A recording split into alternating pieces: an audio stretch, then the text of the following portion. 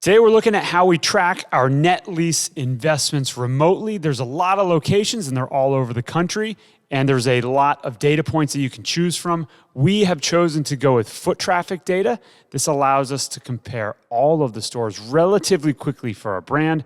And it's especially important if a brand does not release their same store sales or provide you any data metrics. When we're talking about foot traffic data, we're not talking about comparing a Publix to a Dollar General.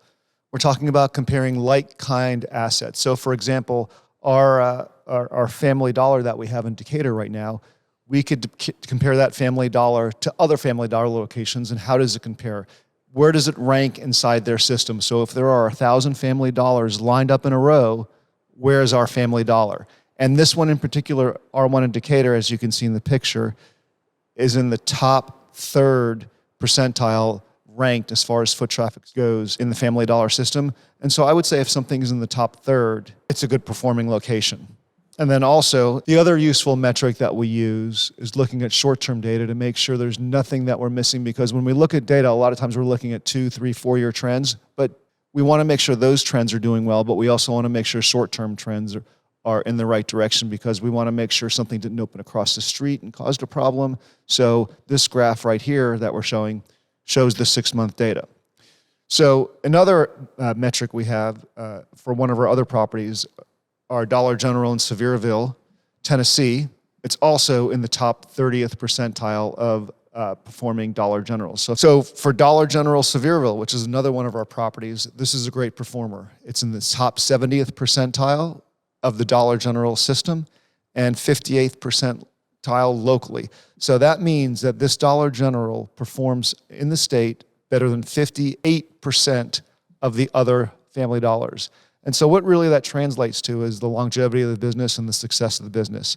If there's a property that performs in the bottom 10th percentile, there's a likelihood that that Family Dollar or Dollar General might not be there over the next few years. And what the data also doesn't show you, sometimes we have to figure out a story when there's big increases or big decreases, what's actually happening in this area. So there's another Dollar General here. If you look at this chart, we have 3 Dollar Generals that we looked at. The first one is our Dollar General in Sevierville, which we own. But then if you notice, there's another Dollar General, second in this chart, in the red, and it is in the 90th percentile. And we have to look at, well, why did that happen? First of all, is the data correct? But then if you just do a quick 5-minute search on Google, you'll see that there was an RV park opened up over the last few years. And so now it has a captive audience, and it got a big bump in traffic just because of that local issue of something opening up and something basically directing a business. We call that a captive audience. So the captive audience of the RV park really made a difference for this one Dollar General.